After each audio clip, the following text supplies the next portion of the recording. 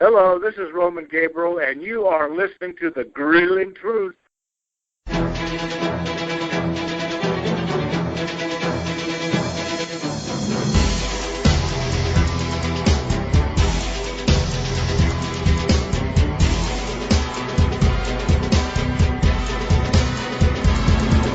Welcome to the Grilling Truth NFL Legend Show, brought to you by Replenishing Care Technologies and Gridiron Mo. Make sure you check out both of those on thegruelingtruth.net.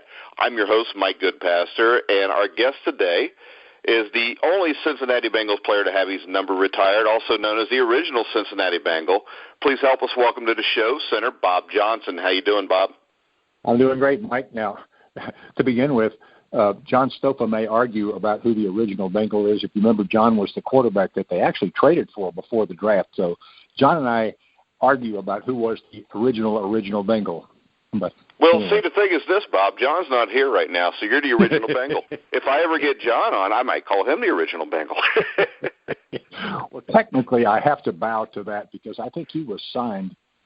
I'm not sure he was signed before the draft, but he was signed before I was signed. And I guess he was traded for, from the Dolphins. So I guess for draft choices.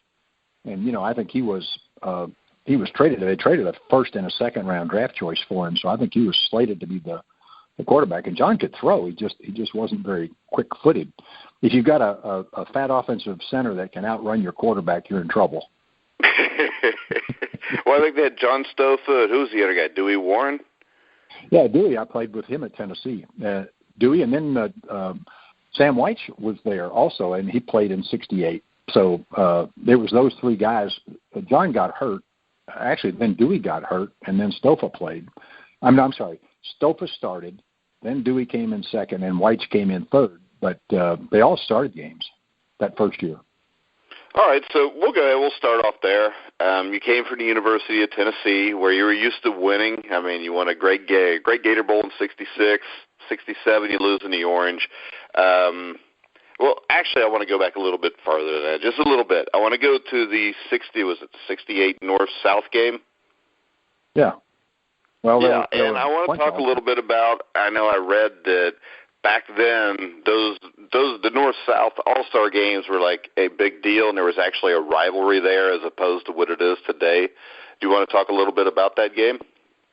Well, there were two or three North-South All-Star games. As the Senior Bowl was North-South, and there was a regular North-South. And the other game that I thought was really fascinating was back, and a lot of people don't even remember this, when the College All-Stars played the world champion pro team, and we played the Packers. But you ended up being able to see a lot of different prospects and high draft choices in those games, and it was pretty interesting. But you're right about anything that had to do with North-South. I didn't quite recognize it until I moved when I was 8 years old from Chicago. My parents both went to Michigan State, Chicago to Tennessee, and I didn't realize I was going into the Confederacy at that point. But when you were in the third grade, you were a Yankee, man. Anyway. Yeah, so you get done with the All-Star games. You play. You get drafted by the Bengals. Now, I think the thing people don't realize now about the expansion draft compared to like when the Panthers in the room, the Panthers came in. I don't think they didn't make it as easy on teams to get players, especially when Paul Brown owns the team back in 1968. And you want to talk a little bit about being drafted by an expansion team and then some of the, bumps that occurred at the start of that? Well, for me, being drafted number one by an expansion team in a lot of ways is wonderful for the kid because, you walk in and you're sort of expected to play. They're searching for players that, teams never existed before, so you're patching together the people that you think can play, typically high draft choices, and what are really, in some ways, cast-offs from other teams. And, I can't quote how many people were chosen and then frozen by other teams, but it was clear, we had older guys who had been very good players who were, on the downslope of their careers, and then we had sort of practice squad players, and it was pretty fascinating. I mean, we ran people through that first training camp. Now, I didn't have much frame of reference. If you were an old pro watching 150 to 180 people in a training camp at one time, it was unheard of, and the people like, I don't know, Ernie Wright, and we had a safety man. We had a couple guys from the Chiefs when they were good. Cheryl Hedrick was a middle linebacker, and, they would just shake their head at some of the strange people that were there, both people who were big, good, athletic, but just weren't players, and then you had people who could play, but they just didn't have a good enough body. So it was a real patchwork of people those first couple of years. And looking back at it, it was amazing. I mean, it was really, amusing is the wrong word, but was it fascinating to look at the personalities? Because some of the people who were cast off from these other teams was because of their personality or some personal problem. So you looked at the variety of folks, and it was off the chart. Yeah, and the one advantage there is who would be more likely to turn something like that into a solid football team than a guy like Paul Brown. You want to talk a little bit about your relationship for Paul and what it was like playing for him? My favorite story is, so I played at Tennessee, and I think in my 3 years, my last, my back then freshman couldn't play, so my varsity years, we lost 4 games in 3 years. I played the college all-star game, and that was played at the beginning of the season when training camp had started. So, the Bengals had been in training camp, and we were in Chicago practicing for that college all-star game for 3 weeks. So the Bengals had been in training camp for 3 weeks and a couple of days without me. So I arrived the night that the Bengals played their first exhibition game ever against the Kansas City Chiefs. I walk in, and I'm introducing myself to my teammates, and Coach Brown walks by and says, I know you played last night because the college all-star game was played Friday night. We played against the Packers Friday night, and so this game is Saturday night. So I'm fully expecting to sit in the stands or sit on the bench or something. And Coach Brown says, I know you played last night, but we need you to snap for punts. So do you mind snapping for punts? And I said, no, that's fine. Well, so I go out, and the game, if you remember, the very first exhibition game was a complete disaster. We did not get a first down in the first half. The Bengals ended up getting beat 39-7 or something. And the only way we scored was late in the game. We had a defensive back intercept the pass and run it for a touchdown. So I expected at the end of that game, we walk in the locker room, and like all the teams, everybody sits down, and the head coach is going to say something. And I'm thinking, they can't get mad at me. All my snaps were okay. So I'm just leaning back waiting for him just to take on the rest of this team and just read him a riot act. I mean, we got humiliated. I've never been near a team that didn't get a first down in the first half. And the first thing Coach Brown says when everybody's quiet is, it wasn't too bad. I saw some good things out there. Obviously, we've got to work on a bunch of stuff, but, there's promise here. And, we can build. We're going to start here, and we're going to get better every day. And I'm thinking, holy cow, this is Paul Brown, who's supposed to be the toughest guy in the world and strict as the devil and all that. And he sits there and looks at this team and says, this team just got crushed. What they don't need is their daughters, egos, whatever you want to call it, to be pushed deeper down. Yeah. And that was really the approach from the beginning. The only other thing about him that I think was a real learning thing for me is, he tolerated nobody being above the team in any way. And maybe, you could argue this goes back to his problems with Jimmy Brown, but, I think a selfish person in any organization, whether it's a company or it's a team, it hurts. And I'm telling you, he put up with nothing that if he thought somebody was more interested in their own stats or their own performance than winning for the team, he didn't put up with it.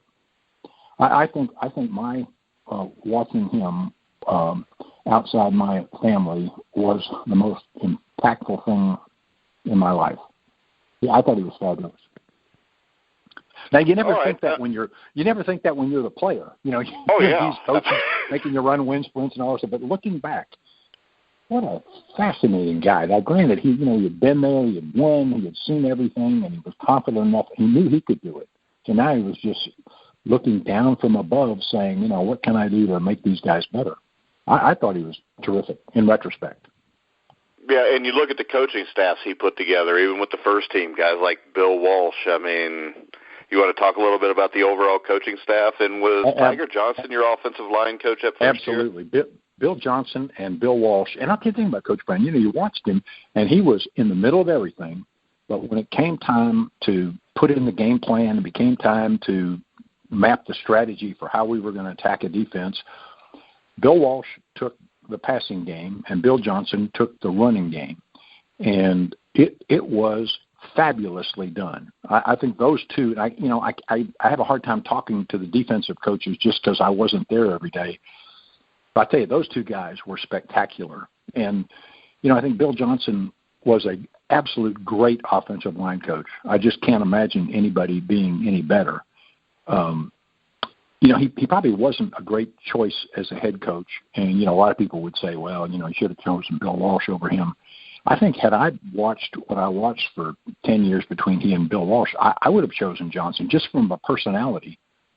I frankly think the reason Walsh has it worked out so great for Bill Walsh was, he had that year in college. And I think, in college, I think it's a little easier to be the boss, but when he was here, Bill Walsh was a bit of a friend to players. And I think he was able to take that year of being a head college coach and sort of learn to distance himself a little bit. And anyway, but they were both. Well, see, I can tell you this, just to interject. So I interviewed Ken Anderson like a year ago and asked him the same question about Walsh and Tiger Johnson. And he said the same thing that you said. He said that he didn't think Walsh was ready at that time either. I agree. Well, I think, and it was more Walsh's approach to players. And I think he was fine as a receiver coach or a passing game coach. But I don't know. I just think if you're a guy's friend one day and the next day you're the head coach, it's a different relationship. And so whether he wasn't ready or he couldn't do it with the people that he had been so intimately an assistant coach for, maybe he could have gone to a different team and been cognizant of what he had to do. I got a feeling that year in college football kind of shaped his ability to step into the 49ers and, I don't know. And maybe he could have done it without that year, but it would have been very difficult to, discipline an Isaac Curtis after he'd been Isaac's best friend for, 7 or 8 years. But I don't know. It certainly worked out. It worked out great for Bill Walsh anyway. Yeah, it definitely worked out great for Bill Walsh, not so much for the Bengals. But you look, another guy I want to bring up from the 68 season a lot of people forget about was Paul Robinson, who was the Rookie of the Year, had injury problems after that, which shortened his career. You want to talk a little bit about blocking for Paul Robinson? Well, Paul was a almost Olympic 400-meter, I guess back then it was a 440-yard intermediate hurdles. He just barely missed the Olympic team. And if you've ever seen anybody run the intermediate hurdles for 400 meters, it is a conditioning thing like you wouldn't believe. He was in shape like nobody has been. He could run all day long. But he hadn't played much football. I think I'm not sure about this, but I think he only played his senior year. And if you look at that 1,000 yards he made, a lot of it was made on the same play. We ran this sweep, and maybe you have to be interested in this sort of thing to understand it, but you pull the onside guard, the tight end, and the onside tackle basically have to hook the people in front of them. And then the wide receiver pushes the safety man deep, and the guard kicks the cornerback out. Well, and you run to what they said to Paul was you run to the sidelines until that cornerback crosses your face and makes you cut in. But the reason that the play today I don't think could be successful is the athletic ability of these outside linebackers. The guy that rarely gets credit, I don't think, for what made Paul Robinson's rookie year that 1,000 yards was Trumpy. Yeah. You hate to say it because Trumpy's a guy you love to hate. And he and I were together for 10 years. And, the truth is what you get on the radio with Trumpy is him. It's typecast. But I tell you, you watch Trumpy stay. You think about it. You got an outside linebacker head up. There was no deception about this play. Paul Robinson came from the standard backside halfback, overhand handoff. that outside linebacker sees the play coming. He sees Paul Robinson running to the sidelines. And how many tight ends could stay with an outside linebacker long enough to have that back completely cross that side of our offensive line and then run outside? I'm telling you, and it wasn't pretty. Trumpy looked like a spider getting pushed around, but I mean, he kept his feet and he stayed with him. I mean, it was spectacular. You watch it, and I'm just saying, I think Trumpy's ability to block that guy in that way made Paul Robinson. Now, we also we ran some trap plays on passing situations that just popped clean. I know he ran 98 yards for a touchdown against the Raiders, I think. So there was some other things about Paul, but two things: you could not make him tired, and secondly, I don't know how well teams prepared for us, and to run a sweep like that, it certainly worked like a charm. But I still give a lot of it to Trumpy because he was always. Yeah, I think Trumpy and Collinsworth, are a lot alike. They were great players that people forget about it just because of the personalities they see on the radio and the TV. Yeah, I think there were different kinds of players, and the other thing about Trumpy that first year is we had small and slow wide receivers. I mean, they were really good receivers, but they were small and they were slow. A guy named Speedy Thomas weighed about 160 pounds, and a guy named Eric Crabtree, we got in the expansion draft, was maybe 180 pounds, and neither one of them were better than a 4.9. So we had wide receivers that could not push anybody deep. But the guy that surprised everybody, number one, because he was a 12th round draft choice, is when maybe Trumpy didn't have the greatest 40 time. He might have been a 4.7. But you watch him get going. As soon as he got going, people tried to cover him man-to-man occasionally with a safety, and he just killed them because he could just get deep. And if you go back and look at those first couple of years, especially the 5 games that Greg Cook played, Trumpy getting deep was a huge piece of our offense. Yeah, and you talk about a perfect segue. 1969, Greg Cook gets drafted first round by Paul Brown at the University of Cincinnati. The Bengals, I think you guys started off 3-0 that year. You want to talk a little bit about Greg Cook? Well, Bill Walsh, who's seen a lot of great quarterbacks, even after Joe Montana, I think, said Greg Cook was the single best rookie, best prospect he'd ever seen. I mean, you go back to he was 6'3", 225, and he could run. And he was tough. You watch him, he looks like a Roethlisberger who could run. He was shucking people. And then he was accurate. He was everything you would ever want in a quarterback. And, I mean, for him to get hurt the way he did, it's just a blooming tragedy. You look at I honestly, looking back and looking now, I don't know anybody who had more prospect as a quarterback than Greg. You'll love this. We caught the offensive linemen. Coach Brown gave us Tuesdays off. So we play on Sunday, and we come in on Monday because I wanted anybody that needed training to be there on Monday, and then he gave us Tuesdays off. Well, so we come in on Monday, and the Clyde offensive linemen would go out and play a touch football game just to loosen up. So you got all these, and finally, Virgil Carter or some quarterback said, "Do you mind if I just throw for both teams?" Well, so we got offensive linemen guarding offensive linemen and running patterns, and it wasn't exactly, but it was a way that the quarterbacks could loosen up. Well, when Greg came there in '69, he said, "Okay, do you mind if I do that?" And then he threw a couple passes, and he said, "Well, do you mind if I back up a little?" So he backs up 10 yards. Then he backs up 20 yards. And he throws the ball, what probably is 30 or 40 yards, accurately like the John Stopers and the Dewey Warrens and the Sam Weitzes threw at 15 yards. I mean, he could just throw, and it was easy. He wondered why everybody else couldn't do it. Anyway, no, I think if you could have had Greg Cook for 10 or 15 years as the Bengals quarterback, our rise would have been really something. Yeah, and you look at it, I mean, included in those first 3 wins was a win over the Kansas City Chiefs, that was one of the greatest defensive football teams I think the NFL's ever seen. Oh, I can read you chapter and verse about that because, you look at their middle, and I'm playing offensive center. They got Buck Buchanan, who was about 295 pounds, and Ernie Ladd, who was more like 325. And honestly, they had the best middle linebacker I played against in Willie Lanier, who was about 260 but stronger than Ox. Well, I tell you. Yeah. And they keep going. Jerry Mays was a terrific defensive end. Aaron Brown was a very good defensive end. Bobby Bell might have been the best outside linebacker playing at the time. Jim Lynch was the other outside linebacker who played at Notre Dame and was a very good player.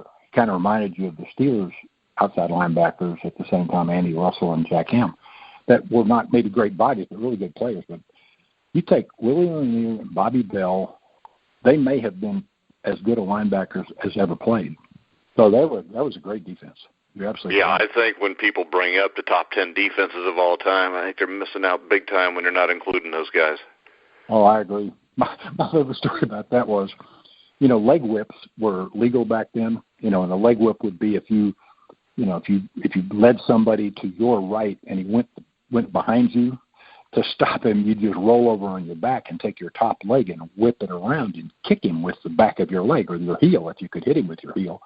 And Ernie Ladd was on my nose, and the play was to the right, and I take a step with my right foot, and so he goes to my left. So I just roll over and leg whip the snot out of him. I mean, I kicked him right with the heel of my shoe right on his knee, and he's cussing and well, the next play is a pass play. So I set up, and he doesn't worry about the quarterback or rushing the passer. He just takes his forearm, swings it from the ground, and hits me right under the chin with his forearm. And I found my way back to the huddle. I later had like 12 stitches that left a scar. You can still see it on my chin. And this was my rookie year, and I remember looking at somebody and saying, if he can do that to me anytime he wants to, I'm in a world of trouble. I guess I might need to find another profession. Anyway, no, that was a great defense. You're absolutely right. All right, so we get to the 1970 season. You guys had played at Nippert Stadium before. What was your first thoughts on Riverfront Stadium? Because that was a stadium that people didn't really see that much back then, especially with the AstroTurf. Yeah, well, I think the biggest difference was the AstroTurf. I mean, it was doesn't sound like much, but I swear to God, it was quicker. You could run on that, and I think they worked on the coefficient of friction between shoes and turf to where it's not quite as good intentionally, because you could really plant a foot, and you handed more knee and ankle injuries off that early AstroTurf because it was so perfect. Ours was, at least. Now, the tartan turf was more slippery, but the AstroTurf, the original AstroTurf with the original AstroTurf shoes, boy, if it was dry, you had all kinds of traction, which was both good and bad. It was good to run and good to play, but you could really hurt ankles and knees. And like I said, cloudy offensive linemen didn't have the problem, but you look at finely tuned wide receivers and running backs, and it was a bit of a problem. But it was exciting. It was a big brand new stadium, and we were we didn't start out so great, but we finally got our stuff together. And you got to give some credit to Virgil Carter that year. He didn't have the big strong arm to be able to go deep, but he was a tough competitor and kind of a Joe Cap sort of mold that was maybe not the most talented guy, but smart and tough. And we finally had some semblance of an offensive line and pretty good running attack, and that would have been Essex Johnson and D.B. Clark, and we had some talent finally. And you guys started off the season, you beat Oakland the first game in the history of Riverfront Stadium, which was a big win. Oakland was very good back then. Then you guys lose 6 straight games. You're sitting at 1-6. What was the catalyst to lead to these 7 straight wins that got you guys your first ever AFC Central Division championship? I got to tell you, I think a lot of it is Coach Brown not panicking. You could say you're 1-6. It looks like a disaster after fairly promising, at least flashes of brilliance in 68 and 69. You think you got a little bit better, something put together, and things just don't quite work. Some of those 6 games we lost were reasonably close, but I think Coach Brown keeping our heads in saying, this is going to be better. We can be better. But he didn't panic. He just kept a relatively positive feeling. I tell you, you go back to that, and I think this is true of football teams more than any other team. The head coach with a backbone and a will to lead a team can be the dominant culture for the team. And Coach Brown was that. I mean, the man was in control. He would delegate stuff to people like Walsh and Bill Johnson, but, you know, when it came time to make a decision, or he was the man. So when he stood up in front of us, there was no question what he said was what we should be feeling. And I think the backbone that he showed in that 1-6, not being critical. I mean, you know, you'd see people move. You know, he'd look at one guy. I remember he looked at Jesse Phillips, a fullback. I think it might have been that season. And he looked at him and sitting in a team meeting. He says, Jesse, you know, you got to play better, or we have to replace you next week. So this is the week that you must play better. And he says it, you know, in front of the whole team. Well, nobody doubted that. So I'm just saying, you know, if you have somebody who is that dominant a personality, how he handles 1-6 means everything. And he handled it beautifully. And, you know, we played just enough better to win the games. Yeah, and the great thing there was the Cleveland Browns were the team that ended up a game behind in second place. You want to talk a little bit about the Browns-Bengals games? I think it was the first year that the Bengals and Browns played regular season games. You want to talk a little bit about that rivalry? It was the thing I remember so much about it is I don't think anything he would have never wanted you to know it, but he couldn't hide it quite well enough. Nothing meant more to Coach Brown than beating the Browns, which was pretty personally understandable. But, you know, he tried to act like this was no different the other week. But I tell you what, when we beat him that first time, they let the captains award game balls, so I gave him a game ball, and I thought he was going to cry, which is not his style. No, I think the whole week was revved up early on in that rivalry because of Coach Brown's relationship with the Browns. And so it was important. And, you know, they were pretty good. You know, they had a very good middle, at least the people I've watched. Jerry Shirk and Walter Johnson were really good players. Dick Ambrose was a middle linebacker. Looking back at the games with them, especially in the 70s, they kept trying to cover Isaac Curtis man-to-man, and it just was a lost cause. And if you look back at those games, I think regardless of who the quarterback was, we had huge Isaac Curtis had huge games against them. But it was and it really makes you wonder what kind of games Isaac Curtis would have had if he'd had Greg Cook throwing to him as fast as Isaac was. Oh, he would have been something. Now, you know, I don't think anybody was a better quarterback than Kenny Anderson. Not maybe as big and strong as Greg was, but I don't think anybody, given enough time, was any more accurate than Kenny. I mean, he was something. But you're right. I think Isaac's first years, especially, as well as he could go deep. Well, you know, you can look at people all over pro football and college football and say, what if they had been in this situation or that situation? And but you're right about Isaac. I mean, Isaac was a special talent, and a lot of it was because of how fast he was. He could catch, and he could ran great patterns. But on the other hand, the difference between he and some other people was, you know, he was an Olympic sprinter. He could really run. Yeah, and I mean, I think that Anderson and Curtis both should be in the Hall of Fame. Heck, I think Lamar Parrish and Ken Riley should be also. Well, I mean, I don't have much to scan and judge, but I don't see how, if there's a Hall of Fame, you have Kenny Anderson not in it. I know. And, you know, part of it, I think, is he is such a good guy. You know, I know you've talked to him. He is the opposite of flamboyant. He's the most low-key.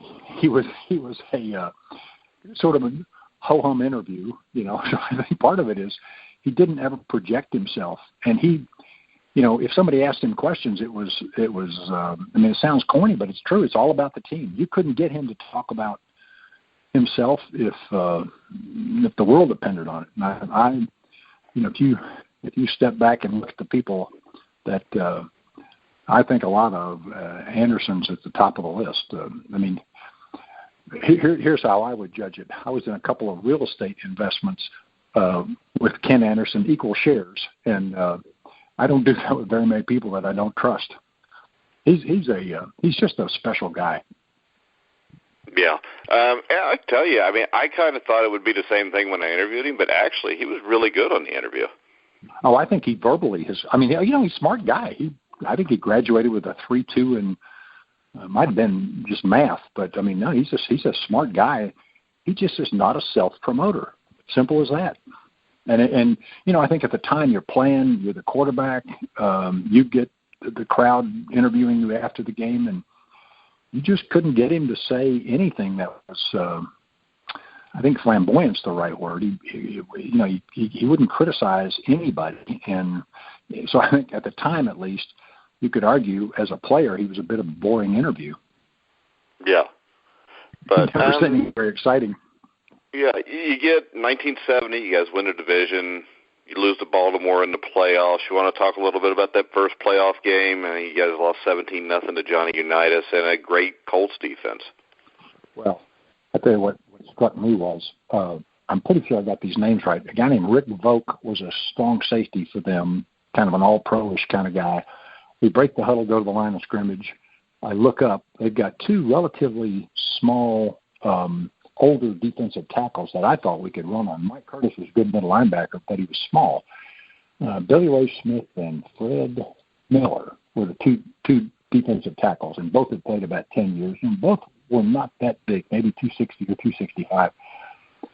And I looked up, and their safety man, Rick Volk, was 3 yards from the line of scrimmage.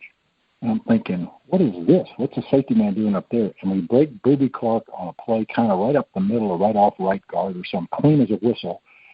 And Volk makes a tackle for about a 4 or 5 yard gain. You know, that shouldn't, if you break a guy like Booby Clark who was big and fast, clean, you should get more than 4 or 5 yards. The problem was, I think, Baltimore, and that was Don Shuler's era, I guess, had figured out we can't throw deep. You know, that was Virgil, that was Speedy Thomas and Eric Crabtree, and he just squatted. He squatted a zone.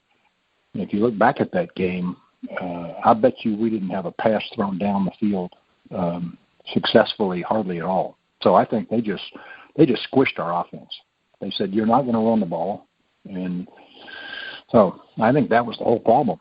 And then Unitas, you know, played pretty well, but, you know, holding Unitas and that bunch to 17 points ain't all that bad, but we didn't scratch on offense. Yeah. And then you got to think that from here on, you guys are going to be a perennial playoff team, but the next year, 4-10, 72, 8-6. But the one good thing was in 71, you drafted Kenny Anderson. You come back to 73 season, you guys are sitting at 4-4. Then you go on to win the last 6 games to make the playoffs. You want to talk a little bit about that season?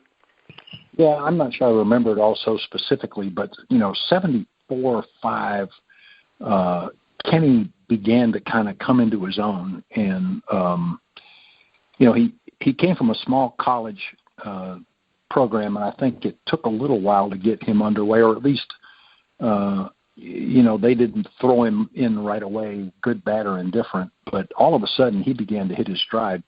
Our other problem in those seasons were, you know, there were a couple of very, very good teams we ended up playing a lot. You know, the Steelers were absolutely in their heyday, and we played them great games. If you look back, we'd play them. Kenny'd walk out of the game, and he'd be 20 for 26 throwing, and we'd lose 21-16 or something, you know. And, I mean, we played them, I don't know, a Monday night game. Couldn't have been a better game, but we end up losing, 24-20 or something. Anderson has a really nice day. We looked pretty good, but that defense, that Steeler defense just didn't give you anything. You know, if you had a deep pattern, it'd be covered. If you had an intermediate pattern, it'd be covered. And you end up throwing a swing pass and gaining, 5 yards, and it's a successful play. So I think the problem in the 70s was, again, as you said earlier, Oakland was very good. That was Stabler and, again, a pretty darn good defense. But the Steelers were the biggest problem, and we played them well. I mean, we were a very good team.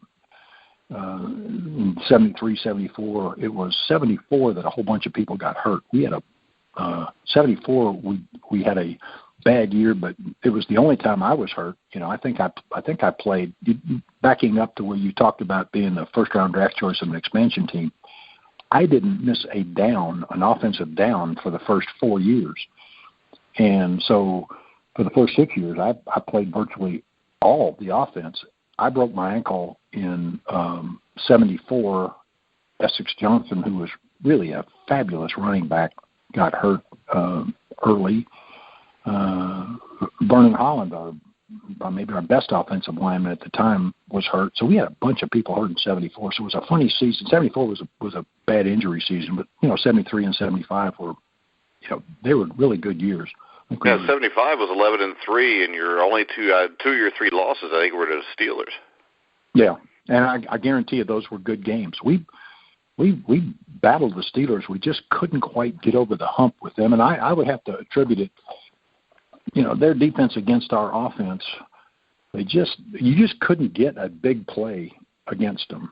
They were just well coached, well put together, and had 3 or 4 spectacular players, but they didn't have a bad player, and they were just never out of position. Yeah, there's nobody where you watched the film and you thought, well, we could attack this guy. No, and if they did, they hit him. Sort of. Yeah.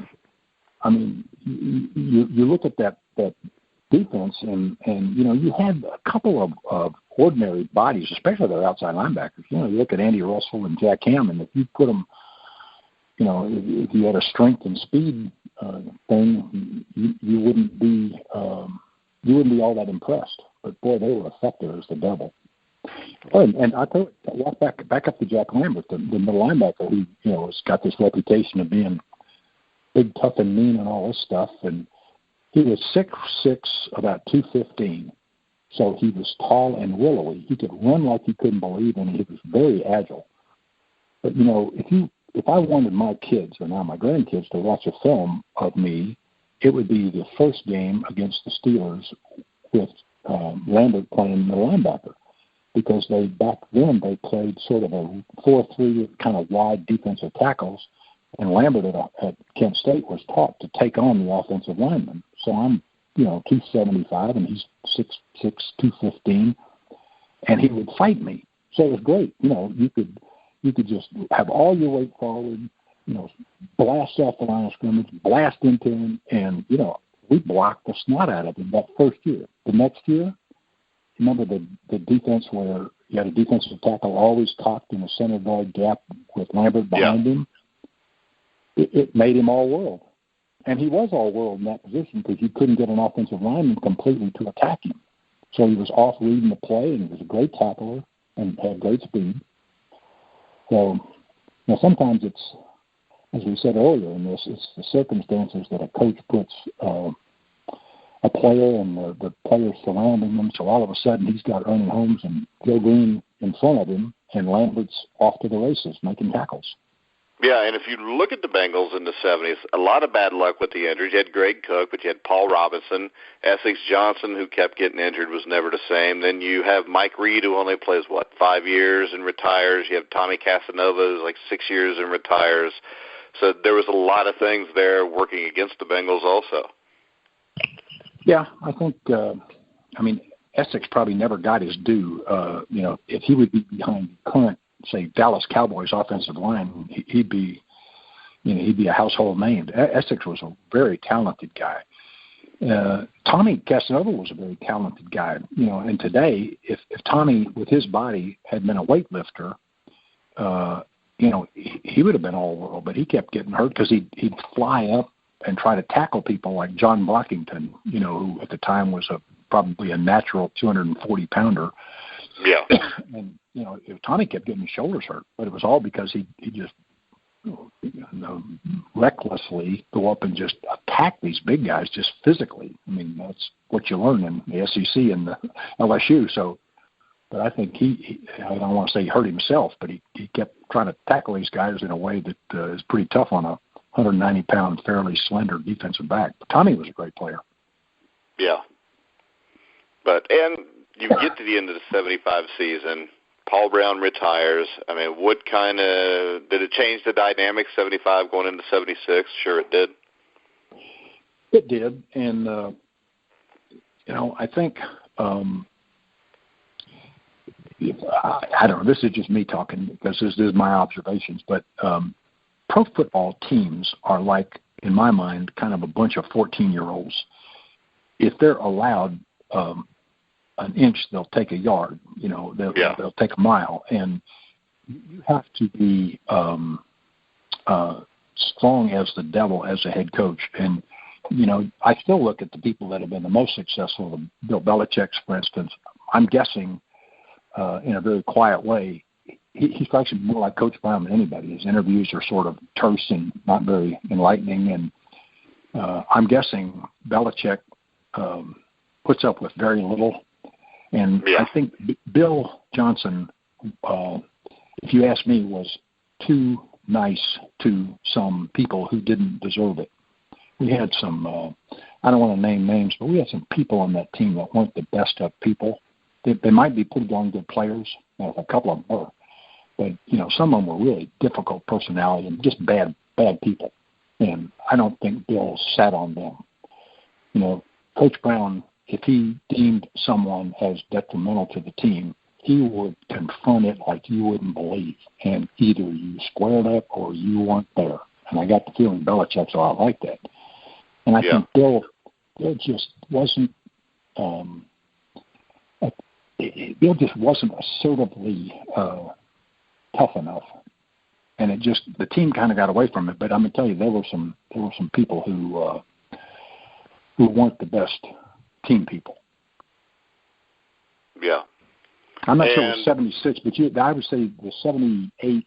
In that time frame, you could really see it too. 77. Yeah, everything went real bad in 78. But 76 also brought you a new offensive line coach, Mike McCormick, who played for Paul Brown, and Paul Brown called the greatest offensive tackle he'd ever seen.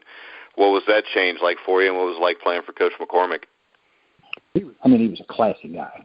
He was a classy guy. As you probably know, he became the general manager of the Seattle team, and smart, tough. He knew what he was doing. He was maybe not as emotional as Bill, but on the other hand, at least at that point, we were more veteran, but Bill for a young coach, and I'm prejudiced as I can be because I think he had a lot of influence on me, and he was terrific. I mean, he was emotional as the devil, and he would get fired up.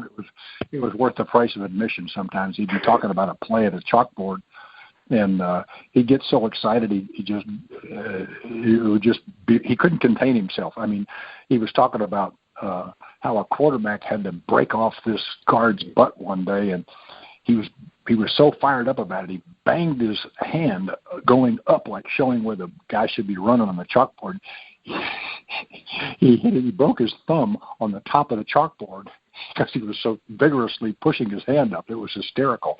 I mean, we were trying not to laugh because he hurt the hell out of himself, but it was – anyway, Bill Johnson was a special guy.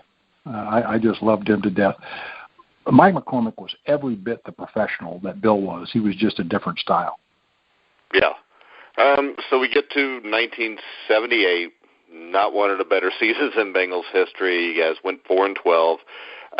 Talk to us a little bit about the last game you ever played. Number one, it had to be special because it's against the Cleveland Browns. Number two, if I remember right, the Bengals buried the Browns in that game.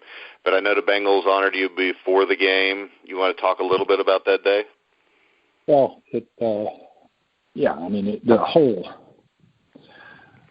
little inexplicable in some ways. I mean, the whole thing that I'm the only jersey retired, I don't know, I probably had to do with being the first-round draft choice the first year. And, but they clearly there are players who deserve it far more than me. I mean, there's never been a better player than Anthony Munoz. But so that whole business was, at the time, it's overwhelming, but you don't quite realize the impact of it all. You're in the moment and you're playing, and this business of having my wife and my kids walk out on the field and honor us, and it just was. In retrospect, it's more impactful than it was at the time. You're young and you've never been in the middle of something like that, and it's just sort of overwhelming at the time. But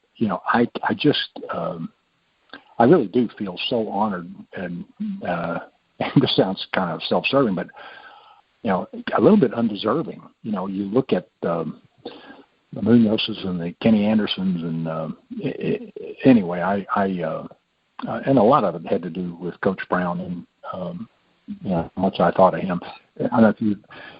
I remember Coach Brown. I was inducted into the College Football Hall of Fame in 1984 or something like that. And Coach Brown was there and got an award, some Order of the Leather Helmet or something that they give some, older contributor to football. And in the thing, he stood up and said a bunch of, he talked about things in general, and then he said some very nice things about me. And it was way after my career was over. So I had to sit down and say, what you said about me, Coach Brown, meant more to me than getting in the College Football Hall of Fame. Because I'm sitting there saying, here's a guy who really knows. So when he says something good about you, it's not somebody just, writing a story or saying something. It's a guy who really knows, and he's also a guy who doesn't, who speaks the truth most of the time. So the nice things he said at that thing meant a ton. Anyway. All right, so tell us how you came back in 1979. This was hysterical. Okay, in '78, they drafted Blair Bush, and it was, and I had a bit of a bad knee and a kind of a crummy ankle. That the only time I got hurt, I got clipped on covering a punt and broke my ankle, and my ankle was never quite the same after that. But so anyway, I've been working for a division of USU that was a big Cincinnati company back then, and I was involved with their adhesive division. And the guys at USU basically said, you've either got to stop and run this little adhesive division, or we've got to hire somebody. Well, it was an employment opportunity that would have gone away, and as you may have figured out, in the late 70s, we didn't exactly make the kind of money they're making now. So, getting another year out of football economically, I had a clear career path in the adhesive business otherwise, so I retired. Well, then when Blair hurts his knee, Blair Bush, the guy at the center who also did the long snaps, hurts his knee after maybe it was after 8 or 9, halfway through the season. I'm sitting in my office on Monday morning, and my phone rings, and it's Mike Brown. And he says, "You'll never guess why I'm calling." And I went, "Mike, I'm down to 225 pounds, and I can't just abandon. I mean, these guys, I'm running this little adhesive company." And he says, "Well, you don't have to practice. Just come out and snap on Sundays. It's like riding a bike. You can do it, can't you?" And I said, "Well, I think so." So I swear, that's exactly what happened. I went out and snapped, I think, maybe 6 games or something like that. And I went down there a couple Wednesdays and made sure I could put my pads on and still snap. And actually, the Bengals gave me my helmet, and so I took it off the clothes rack at home and coat rack at home, and brought it down there, and it was great. I left that 6 games after just snapping. Of course, now it's a blooming job description to be a long snapper. Yeah, it wasn't then. So I finished doing that season, and I looked at Mike and said, I can do this till I'm about 45, and you can pay me like minimum wage, but just don't make me practice. Just let me come out on Sunday like I did. And anyway, that didn't fly, but I would have done that in a minute. It was one of the most remarkable little things. It was great. All right, so I know after you retired, you became the Bengals color analyst in, 1981? Yeah, and it was kind of fun because it was right after I quit, so it had to be, 80 or 81 season. So you worked with Phil Samp then, right? Yeah, and you want to talk a little bit about Phil, because he was one of my favorites. I know that. Well, it was great, because part of it is we both knew the team so well. Phil had covered us from the beginning, so I knew him well, and of course, a lot of the guys that I'm talking about, I played with. It's kind of neat when you can watch a guy get up or walk, and you know exactly who it is. You don't have to study. You don't have to even think about it. But it was really fun for a while. And as you may know, the problem with it is, you travel every Saturday that the team's out of town, and And I was still, as a matter of fact, by then we had bought the adhesive company. So I'm working hard during the week, and I've got 2 kids and a wife, and traveling. So I probably did it, I don't know, 4 or 5 years, and it just, but it was really a blast. But it was almost like, boys' night out, 10 weekends a year. It was great. Yeah, and you got to be there when the Bengals played in their first Super Bowl in 1981. Had to be kind of bittersweet since you just retired like 2 years before, but also had to be special to be there at the beginning and then to be there at least in the booth when they got there for the first time. And, sometimes, as you well know, and I think a lot of the listeners know, sometimes between being good and being deemed great is a very fine line, and you just pick up a player or two. You don't have the injuries. If you look at us in 79, 78 and 79, we had terrible records, and all of a sudden by 81 we're great. Well, I will say this: I think the coaching change to Forrest Gregg from Homer Rice. Homer was just too nice. He didn't realize how difficult pro football players could be. Yeah, Homer was a college coach. Yes, and those players just ran all over him. But it was the same problematic people, if you ask me, that sort of wrecked us in 78 and 79, probably ruined Bill Johnson. Now, yeah. Forrest gets there, and Forrest is cut from a different cloth. You are not going to cross him. It was an eye-opener, man. And by then I was announcing. I wasn't part of it. I remember Kenny Anderson looking at me and saying, "Johnson, the smartest thing you ever did was get out of here before Forrest got here." Just the physicality of the practices were just brutal, and I think conditioning was brutal. But, he comes in like a turnaround artist. The team is at the bottom. So, he comes in there swinging with both fists, and when it's done, they're better. But anyway, I think Forrest was a little bit of a change from Homer, to say the least. But it was exciting because it took, and I think you can attribute Forrest's personality to that harsh turnaround more than any single player. Yeah. They just needed somebody to kick him in the butt. Oh. And if you ever wanted somebody to kick a team in the butt, it would be Forrest Gregg. He is the poster child for that description. So I've heard some stories and watched him a couple times that are not repeatable, but holy cow.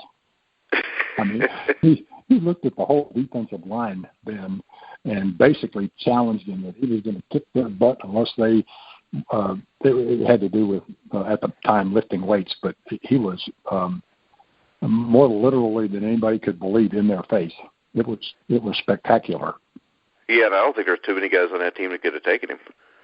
Well, they might have been able to, but he didn't think they could. And yeah, but the thing is this: it's kind of like when you've got a dad, even if he's 70 years old in a nursing home.